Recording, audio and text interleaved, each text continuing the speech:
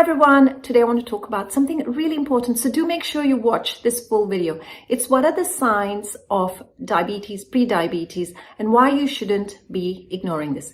If you haven't as yet, do sign up for my YouTube channel because this is where I'll be sharing with you tips, ideas, recipes to get healthy and maintain being healthy too. So what is diabetes? Diabetes is when our blood sugar levels are excessively high, and that this is, in an unsafe range for us and can cause complications, especially if left over time. So whenever we eat a food, what happens is that food breaks down, and it breaks down into sugars, glucose in the body, and it goes and gets absorbed into the blood. From the blood, it then needs to go into the cells to actually give us the energy that we need to be just doing the things that we do every day. And to move it from the blood to the cells, the insulin comes into play. Insulin gets released by the pancreas, and insulin is really important at this point because we need to make sure our blood sugar levels are not very high.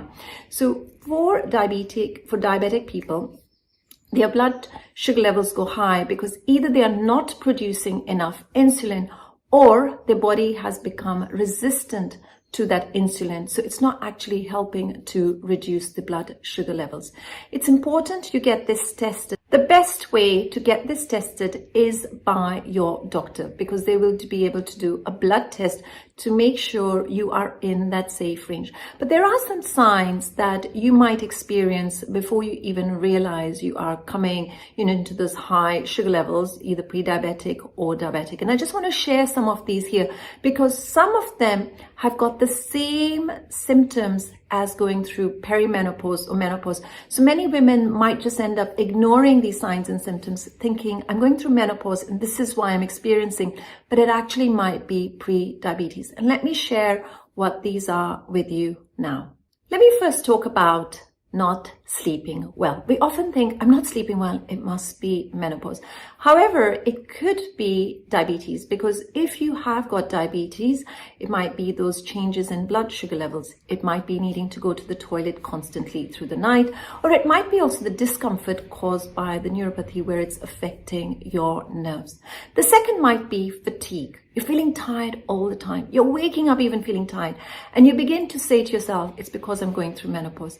Diabetes might also result in fatigue because you are just finding that you don't have the energy now to continue doing what you've always done. Very similar to what you might be going through when experiencing menopause.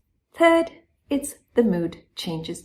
You find you're going through different moods through the day. You could be finding that you're at a high, a low, a high again, a low again.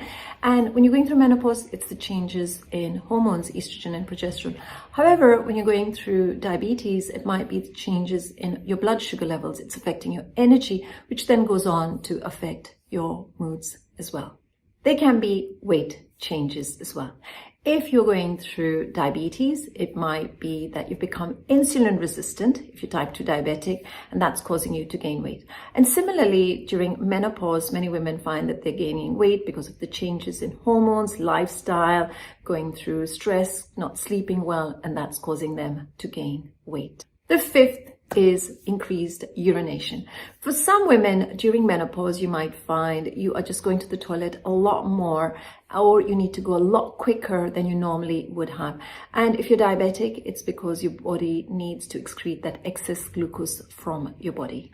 And lastly, yeast infections. We don't often talk about this, but for both women going through diabetes, they might find that they're going through having more yeast infections. This could be because of these higher blood sugar levels.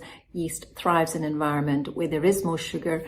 And if you are going through menopause, it's the changes in your estrogen level that might be then increasing in yeast infections. So if you're experiencing some or many of these symptoms, please do consult with your doctor always. Don't ignore the signs and symptoms. It's very easy just to say it's nothing serious, I'll just let it be.